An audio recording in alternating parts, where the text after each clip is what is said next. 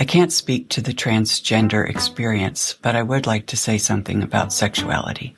Being gay is not a choice. Accepting that I am and acknowledging that to myself and others coming out was a choice. Homosexuality is natural. It is found in the natural world in most, if not all, species. It is only the human species that has built the construct of heteronormativity. If you're not familiar with that term, it's the idea that being straight is normal, which leaves being gay not. And since I can't pin down the definition of normal, I bring it back to choice. Being gay is not a choice. Acceptance is. That was Terri Sunflower discussing the song 2 is Better Than 1, which Liz Hanlon and I wrote after being inspired by Psalm 139. I'm Shep Rosenman. This is The Rest is Commentary, where we discuss what songs inspired by the Psalms inspire in my guests. Terri is a New Mexico-based singer-songwriter whose music blooms where indie folk meets Americana. After retiring from a lifelong nursing career in 2018, Terri turned her energy to songwriting and hasn't stopped since, creating more than 300 homegrown songs full of heart, grit, and soul. She's a familiar face at local favorites like the Sunflower Festival, Socorro Fest, and Pie Fest, which is in Pie Town, New Mexico, where her warm voice and storytelling connect deeply with audiences. Terri is stepping into the studio to record her first full-length album, a project celebrating the strength and spirit of women everywhere. Her debut EP, Sunflower's Debut 2019, is streaming on all platforms, and you can follow her songwriting adventures on Substack and Facebook. Terri is part of both the Song School and Fearless Songwriter communities that I often mention on this podcast. She and I had this conversation back in 2024. As you will hear, we spent some time talking about her dad, Tom Cook, who died on April 9th, 2025. This episode is dedicated to his memory. May it continue to be a blessing. Terri and I discuss songwriting challenges, journeys of self-discovery, gender identity and sexuality, coming out to your family, relationships with parents, the role of music in recovery and self-expression, songwriting as a therapeutic outlet, the importance of community, and so much more. Let's start off by listening to the song 2 is Better Than 1.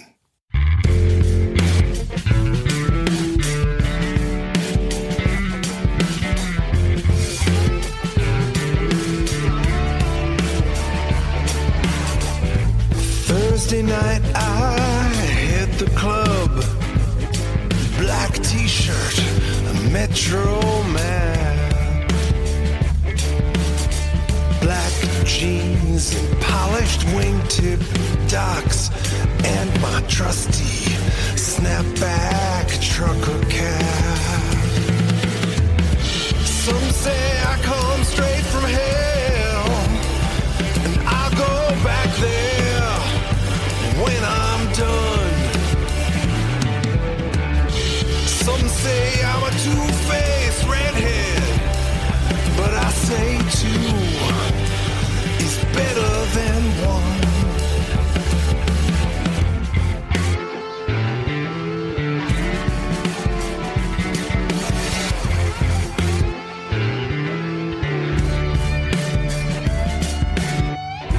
Friday night I hit the club, fishnet stockings, pink suede kilt, sparkly silver platform soles. Some guy says, man, that girl is built. Some say I come straight from hell, and I'll go back there when I'm done. Some say I'm a two-faced redhead, but I say 2 is better than 1.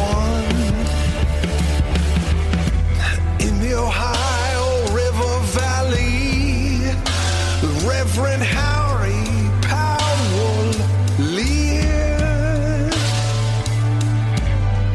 The opposite of love is hate, but I say that he is wrong. The opposite of love is fear.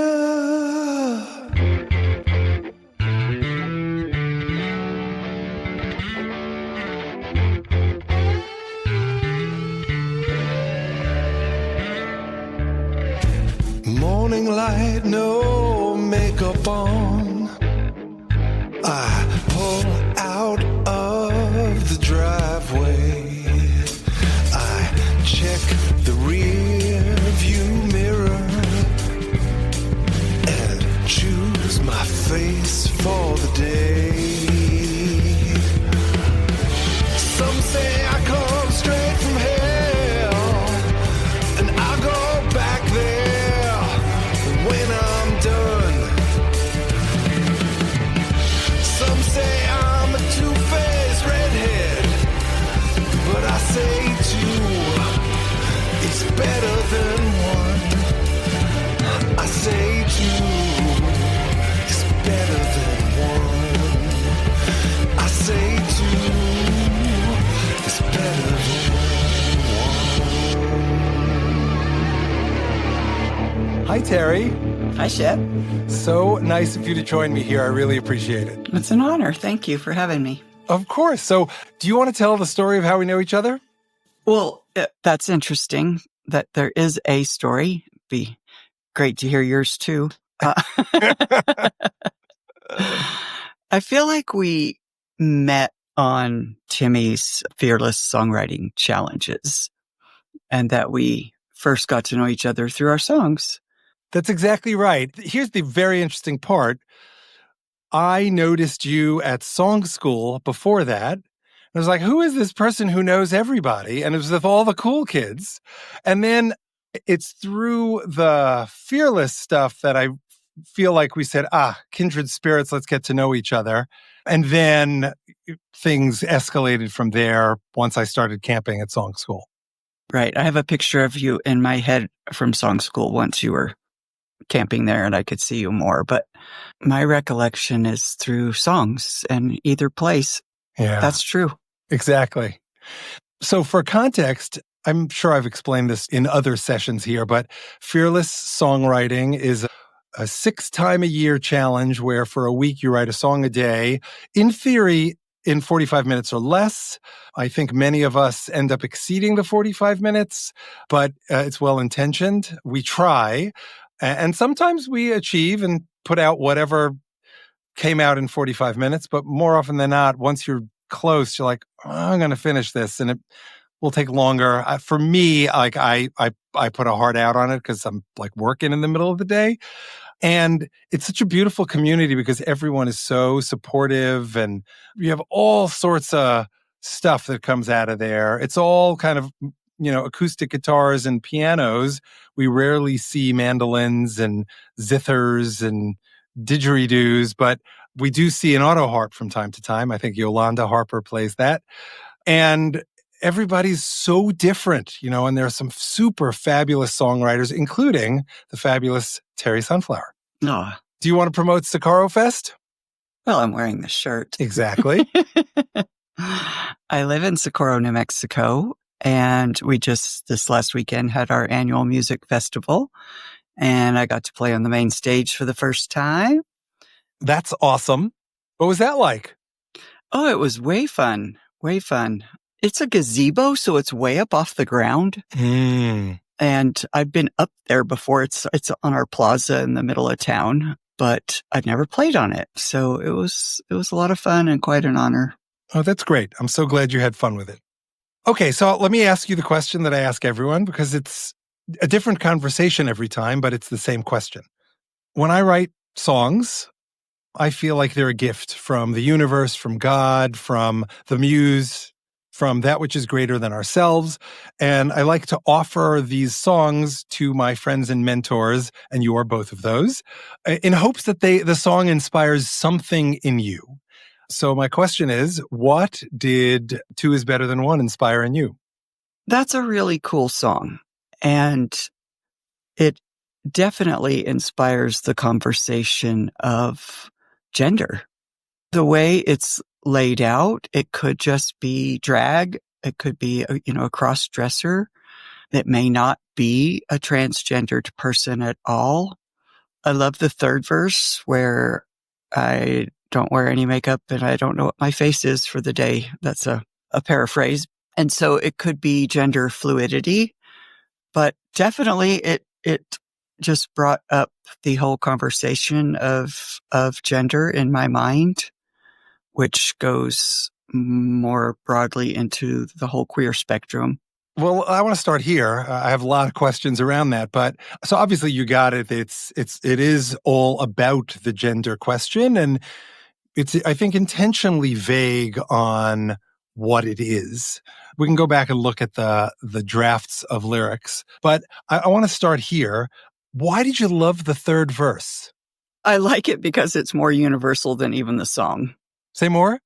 Just that, every day is different and we don't know what we're going to encounter driving out of the driveway kind of thing, and who we want to be and who we want to present ourselves as can change in any moment in time. And so I really resonated with that. Right. So you're saying that the song, the arc of the song, moves the listener from a song about the song's speaker to themselves, which is both more particular because it's about you and more universal because it's about everyone who can say I. Mm-hmm. Not I as in the bodily organ, but I as in the thou. Yeah, I love that. I'm not sure we intended it that way. I co-wrote this one with Liz. This is a Fearless song. I love that it makes that move, and that not only that you got the gender issues, but that you were able to, if you will, transcend the gender issues by seeing that in the third verse. Right. Yeah. It seemed like a very fluid song. So that seemed to be the way it would flow for me, is that it may have been about one person at first, but really, there's all of us. Any of us, sure. The gender issue, the queer space issue, let's go there, is one that's very, very important to me. I've been an ally since I was very, very young, when there was a flood in my parents' basement. I don't know if it was the 1973 flood or younger than that. I think it was the 1973 flood, because it was after my brother had already left our house, was living in New York, and he was storing so much of his crap at my parents' house. And it got ruined in this flood because it was all in the garage and in the basement.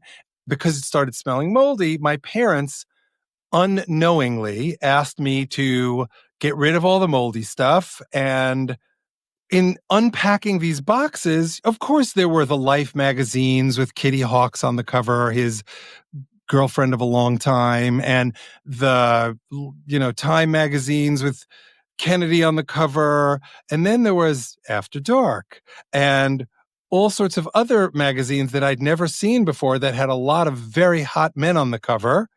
And I was like, what's with all the hot men? And of course, then I open it up, I'm like, oh. And I was like, well, he's a movie producer, so this is just research. And then I was like, oh, no, these other magazines, the names of which I don't remember, make it very clear that it's not research, that this is, gay pornography.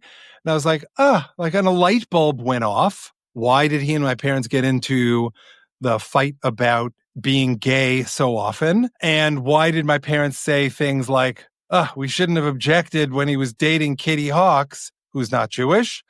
As a little kid, you don't have these things, but maybe not at 10, but it's certainly by the time I was 12, years later, in retrospect, I was like, oh, the penny dropped. That's what's going on. And, I love my brother, and I don't care, whatever. Everybody's got their own path. I happen to believe that for many, if not most people, there's you have a natural path, and then there's a sliver of the spectrum that can go either way and that can make a choice either way. For some people, it's both, and for some people, it's neither. I recently discovered that there are asexual, aromantic people in the spectrum of sexuality, and I was like, wow, that's fascinating. That's a thing. I don't get it, but you do you. What do I care? I think in that regard, this song, in a way, is an homage to my brother, though he doesn't have that kind of fluidity, that non-binariness. He's, quote, I'm quoting him, gayer than paint.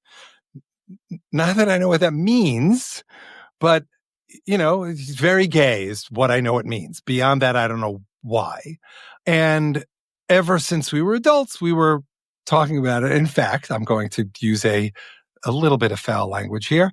I was dating a woman who wasn't Jewish, and my brother took me to lunch at some kind of not so fancy, but a little bit fancy restaurant in the East Village where we both lived. He was on 9th Street. I was on Lafayette. And, he's given me a hard time about dating this woman. And he says, "What are you going to do? Tell mommy you're dating someone who's not Jewish? It's going to kill her." And I'm like, "Zvi," that's his Hebrew name, "you are saying this to me?" Like, because I knew at this point what was going on. And he looks at me and he said, "What do you mean?" And I'm like, "Well, you're gay." And he said, "What do you think? I tell mommy and daddy that I suck cock?" And I'm like, and by the way, it was like one of those moments where the entire restaurant stopped eating and turned their attention to us, even if only slightly, to like see us from the corners of their eyes. And it was a powerful moment because it was the first time we named it. Like for me, I'm like, again, he didn't know that I didn't care, but we didn't talk about it. It wasn't honored. It wasn't a reality that was discussed because my parents were not okay with it. They may have been if he had raised it more and better instead of raising it in ways that my parents were just going to push back on. Because the way my brother tells the story, he raised the issue multiple times. And nonetheless, my father was saying, "Why don't you marry so-and-so?" And so-and-so wasn't a guy. It was only much, much later that my parents, I can't say accepted that my brother was gay, but acknowledged it. All of the issues around, queerness, I think that's an acceptable term, are things that like I ally with. Like, you do you, baby. I don't care what you do in the bedroom. And whether you have affectations of a particular thing or not, my brother identifies as a bear. Like, okay, that's your thing. As long as it's not little kids, I don't care, right? Yeah. In that regard, I think it was very interesting. I offered you a few choices. This one resonated with you. Do you want to share any more about that? Yes, I do. And I want to share a couple of things. Sure. I want to go back to the gender thing. Mm-hmm. And then maybe I'll come back to me. Sure. Well, first of all, as you know, my 91-year-old father and I are housemates. Mm-hmm. And my mom passed away on Christmas Eve 2019. Mm. And ever since then, he's been studying off and on, but the brain. Mm-hmm. He felt like something shifted in his brain when she passed. And they were married 64 years. Wow. Very close, very loving relationship. And so he's been studying the brain, reading different books. And the other day I came home and he said, "I saved a YouTube video for you to watch." And it was only a 6-minute clip of this very nerdy scientist, and I didn't get his name. He started off talking about lesbians, but I didn't catch all of it. But there was something to do with the second digit and the fourth digit of your fingers and their length, and that men and women are different, but that gay women have the same as men. And and we measured, and he and I have the same. And he said, "That's not supposed to be." And I said, "Yeah, that's right." So anyway, that's a little bit about me. But back to the video. So he was talking about transgender. He said that, I wrote this down, that there are neurons that produce a certain neurotransmitter that cause a certain area of the brain to be enlarged in men. And he said it doesn't really matter what all their names are, and he didn't even really give them. And this was a study done in Denmark, I think, that what they found is that cisgendered women, so born female, but that transgender to men, also have this enlargement. Oh, wow. And are they born with the enlargement, or does it come later? The studies were done posthumously. So, I see. So they die with it. And I can't answer the question about are they born with it. But he started off saying that homosexuality in general used to be against the law. It used to be a psychiatric disorder. And even people will say that it is in our DNA, whether we're gay or not. And he's saying none of that's true, that it is actually in our brain and it is in our neurons and our neurotransmitters. So wait a second. I just want to make sure I understand the science to the extent I'm capable of it. So it's not in our DNA, but it is in our brains. He didn't say that it's not in our DNA, but other people and other studies have been ruling that out. But what he did say, very certainly, was that it is in the brain. The gender that you feel you are is probably what's going on in your brain, not what you're born with, not your gonads, not your genitalia, not your endocrine system, but it's in your brain. Did he have an explanation for why or how the bodies the gonads don't align with the brain? This was a 6-minute clip of a lecture. And so I don't know what happened after that in the lecture. And he had all kinds of figures and stuff on a whiteboard behind him. He was obviously giving a lecture to somebody. That was my first thought.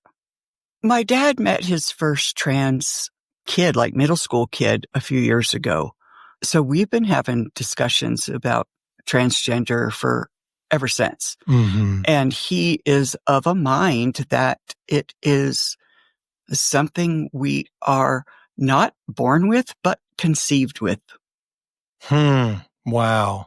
That's fascinating. He's 91. Yeah. Can you unpack that? You're not born with it, but you're conceived with it. So in other words, you are born.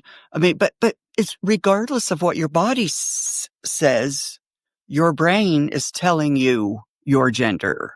Interesting. And if we just think about that let's just give that a thought, doesn't that make sense for every person you've met that doesn't feel like they're given the right body? Yeah. Their brain's telling them that. I want to take it out of the gender context to make it more relatable for people who don't know people on the gender spectrum. Tell me if this works as a metaphor. The facts of your life are all positive, and yet you are depressed. Or you are happy, and your life is crap.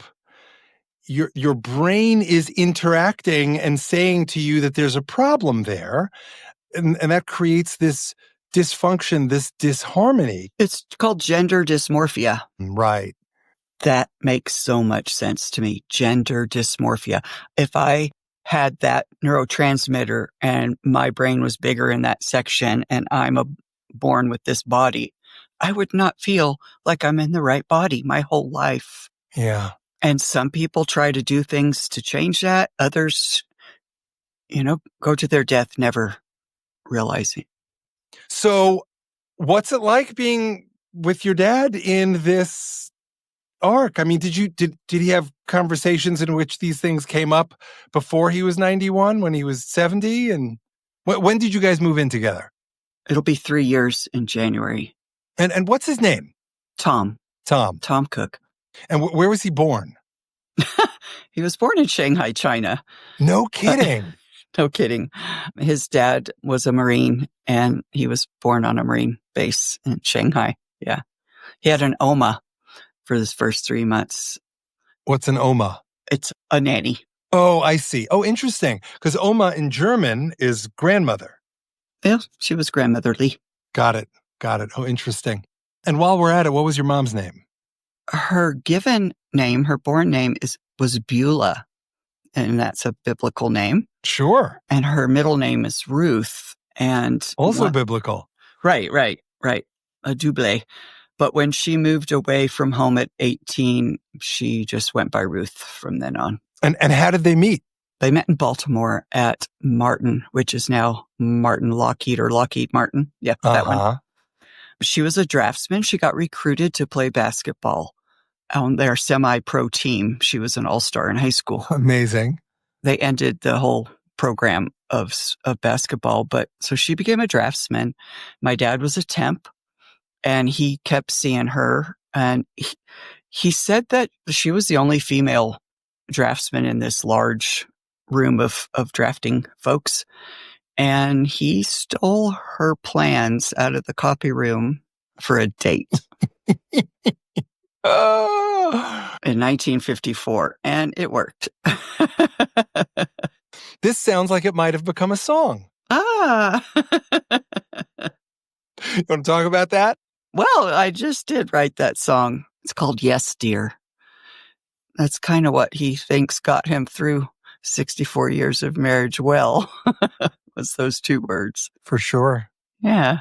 So I wrote the song from his perspective to her. Yeah. And what did he say when you played it for him? He said, "These are all the stories I've been telling you." Yeah, it's so powerful. He must have feel really seen and heard. I think so. You know? And that must be really gratifying for you to bring that to him. Yeah. You have kids, right? I do. Do you have a relationship with them where you feel seen and heard? With one of them, I do, yes. I just recently, it's going, not quite a year yet, but I came out to my dad last December, and then my brother, and then my son, my oldest son. Mm-hmm. And they were all very receptive, but my dad was just the best. I couldn't have asked for anything better. So you asked me how he felt, when he was in his 70s. I don't know. We never talked like we do now. Right. I was not aware of my own self back then. We're 30 years apart. So when he was 70, I was 40. I was married to a man. I've been married twice, actually, and have my 2 kids. And I don't regret that. But I would have loved for there to have been representation. I would have loved to have had a sibling or a family member to have had the opportunity to learn what the feelings. I had my own sense of dysmorphia. I never felt like I was truly who I was. I was always, all my life, waiting to find out who I was.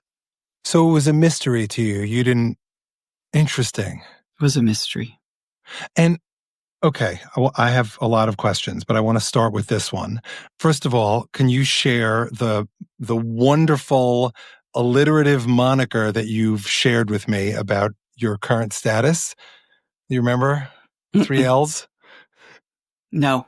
Tell me. You described yourself as a late life lesbian. Oh, those 3 L's, yes. All I could think of was lesbian, late life lesbian, yes. Yes, I definitely am. That's consistent with resolving the mystery because, some people know, like we have, again, people in our lives who I believe know that they're gay, but they won't act on it. They don't act on it. If you dare raise the issue with them, they either think you're joking or they get pissed off. But like, I know deep in my heart that this person is, to quote my brother, as gay as paint. We have other friends who didn't know it. And if you ask them, like you got a curious look, but that was the end of it. And then all of a sudden they're exploring what this means. When they can talk about that, that's like, oh, more power to you. I may not agree with all the decisions about how you're exploring it, but good for you for knowing thyself and engaging with that, whatever that means to them. And at the end of the day, like, even if I don't agree with this or that, like, again, I don't care. It's not for me to decide. There are people like yourself who don't know, and you're discovering this. Are you comfortable sharing what that was like? How did you discover it? What were the emotions? Like, what did you do with that? So this is 2024. So in 2016, I had my sort of gay awakening where I felt like, oh my God, I'm attracted to women. Oh, wow. Wow. And it was just like knock me over with a feather kind of a feeling. You were never attracted to women before that? I've always been attracted to women, but I just thought they were prettier than men. Okay, fair enough. I've always been attracted to women. I just didn't know that meant I was gay. Got it. I mean, can you just wrap your mind around that? Like, I've always been gay, but I didn't know that the things that I did or the things that I thought meant I was gay because I did not have enough gay representation in my life. That's painful. It's very painful. Yeah. And then when I did figure it out, I wasn't ready to handle it. I was coming out of an abusive marriage because of that. And the thing about a straight man with a gay woman who doesn't know she's gay means that things weren't great for them. And so that became a point of contention over a 26-year marriage. Yeah, I would say. Okay, right. And unbeknownst to either one of us, really, what was going on. So by the time I left the marriage, sex was just the last thing I wanted to think about. We started this program where you were talking about you didn't understand asexual and aromantic. That's how I identified. Yeah. That's how I came into my queerness. Right. Oh, wow. What a fascinating journey. Even when you look at it in retrospect, you see the dysmorphia, to use that language again. Does it bring you comfort that you are where you are? Or, yes. Okay, that was a big contented sigh for those not watching. Yes. I am in my body. And I am fully here, and I fully know who I am. And it took some therapy to get me here. But I do not feel like I am either asexual or aromantic any longer. But those were labels I needed. They're what brought me to where I am now. So it's been an 8-year journey of self-discovery, and I don't know. I could die tomorrow and be so happy. Oh, that's amazing. And your songs reflect it. There's so much life in your songs, the details, including the ones that I stole from you last week during Shanna's Taylor Swift songwriting challenge. How did you steal? The yellow stained fingers. I was like, this is Terri's language, but I think it fits here. So I think I'm going to go for it because the songs were nothing alike. Right. To what extent did music play a part in your, I'm going to use the word recovery, because that's what it is in a way? My music, my songwriting is very autobiographical. It's all very comes from my heart. Like you said, there is something greater than myself that writes a lot of my songs. But I started off really writing in 2018. So I was in this discovery phase of mine. Is that when you started going to song school, or was it before Yes. that? Okay. Yeah. Got it. Yes. I had written maybe a dozen songs before my very first song school, and now maybe 300. You're a beast. I'm a beast. It's terrible. And I still don't know if I have 10 for an album, right? This is crazy. If you give me the 300, I will pick out at least 30 for an album for you. You know, I started off with that wounded person and the abuse and learning about narcissism and empathy. Not narcissism for you. No. Right. The people around you. Yes. Specifically, your abusive ex-husband. Correct. So I started writing there, but then it transformed into the self-discovery parts of me and who I was becoming. And then once I finally settled into, I am a lesbian, I don't know that I'll ever be able to write a song with the he pronoun unless it's specifically about my dad, my sons, right, my friends. Because you don't write angry, critical songs. I don't tend to. Yeah. It's because you're such a sweet, kind human being. I'm as snarky as they come. I have to tell you, though, Shep, in 2018, my first song school on the Wildflower stage, it was my first stage ever. Wow. Uh-huh. And I had a 5-minute song that was my breakup song. 5-minute. Wow. 2-chord song. And I was so nervous. And you know what a loving audience that is. Yeah. There's a line in that song that says, expletive alert, thank you, fuck you. And the crowd went wild. Of course they did. That's brilliant.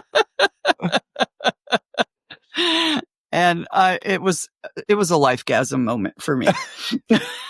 I have to use that. I love the word lifegasm. I've never heard of it before. Oh, wow. You can use that. And is that going to end up on your album? Oh, no. No? No. My album is for and about women. Got it. Brilliant. Part of the song school community, like every other community, there are groups and subgroups, and there are those who only hang out in one group and those who kind of cross groups. I'm not a cross dresser, but I'm a cross grouper. I feel at home at song school, but not at home in any particular group. Like I don't have a group of my people, but I have my people who all are in many different groups. You, I think, also are a cross grouper, with the caveat that there's one group that I often see you with, and those are the people who are non-binary. I think there are a whole bunch of gay people at song school or queer people, but there's also a whole kind of substrata within that of, non-binary folks. And the reason I'm pointing it out is because to the extent that there's a group of lesbians, late life or otherwise, I don't see that. But I do see this other group, and this other group is very welcoming to anyone who is open to them. How did that come about? I think that song school is one of those places where I was embraced by my community before I knew I was part of my community. You've heard of gaydar, right? And my gaydar has certainly improved in the last couple of years, but other people that had honed in gaydar saw me before I could see me. And was that part of your ultimate move from asexual to I am a lesbian? I'm not sure I understand the question. So you said other people saw you before you did. So did someone say to you, Terri, you're as lesbian as they come. What's with the asexual stuff? That was my therapist. Yes. He or she or they? Yes, she. She. Was that a hard conversation, or was it a lightening of the load, or both? It's so weird how you get thoughts in your head, right? I thought if I was asexual, and at the time I did, that I couldn't be anything else. Mm-hmm. I couldn't identify as a lesbian. Right. And I like there was some cred that I didn't have, it was just weird. It was just in my head. And so it was really her that said that, no, actually, you can be an asexual lesbian, Terri. You are a lesbian. But before that, I felt like I was a part of the gay community, and my door in was the asexual part. Mm-hmm, mm-hmm. And so I might have flocked to non-lesbians, non-identifying lesbians first. Mm-hmm. And that's probably how I got more into the non-binary group. Got it. Because I didn't try to find my lesbians. Sure. Am I correct in the assessment that there isn't a, quote, lesbian group at song school? There's a lot of women who hang out together, some of whom might be lesbians. Yes, I think what you just said is true. There's a lot of women who hang out together, and some of them are lesbians. And now I know. Was there a moment for you, or did you mention the moment? Was it with your therapist where you said, okay, I'm a lesbian? Was there, you're at a bar and you saw this woman? Yeah, that was it? Oh, no, the gay awakening that I had in 2016, I knew. Got it. I see. But I stuffed. So she just helped me unearth the stuffing. Do any of these issues get processed in your songs, or are you done processing because you now know who you are now and there's no more mystery? Well, there's not too much more mystery, but there's still things that come up for me, like different women throughout my life and different even girls, high school and middle school and things that I remember. Oh my gosh, these kind of things like, oh my gosh, of course. And those are fun. Well, those are great moments. I mean, I'm imagining the moments, but those are great moments for me to turn into song. Yes, right. You never have to mention a person's name. It can be risque, but it doesn't have to be. The song I wrote about the bully at the bus stop, I'll bite, no bark, is the chorus. This last week. Yes. So we had the same name. I changed my name from Teresa to Terri because of this girl. Because she was Teresa and she was butch and she picked on my brother. I innately distanced myself from her because I didn't want to be her. It wasn't the name. I didn't want to be what she most certainly was, a lesbian. And we ended up being really good friends until I moved when I was 15. We moved far away and I never saw her again. So that's in the song, and that song's not finished because it needs to reveal that. Sure. That we were alike in more than our name. Yeah. Have you ever considered reaching out to Teresa? Not in many years. I did, probably 40 years ago. I called her up, but I haven't since. But, oh yes, I have thought of it just recently. That would be a fascinating third verse. Not that you should reach out to her for a third verse. Right. We're all told, write what you know. Now, I don't know queer life firsthand. I know it second and third hand. And, this is a big issue for my clients right now. If you are a cisgendered white male, you can't write the scripts or a book that has a female or person of color or, queer lead character because it's just not acceptable anymore. There's a conversation around that vis-a-vis my clients, but we're going to put that to the side. Before sharing that song and others that I have with people where there was a question for me about, is it appropriate for me to write this? In one case, it was about people of color, and that became very clear in the song. But so in this case, is it problematic for you that I'm writing, or do you think it would be problematic for some of our non-binary friends that this is what I'm writing? Or does the fact that the third verse universalizes it make it acceptable? Before I listened to it, knowing what it was about, I wondered if you were going to be able to convey the feeling of a transgendered person. And then listening to the song, you didn't try to say, I know how this person feels.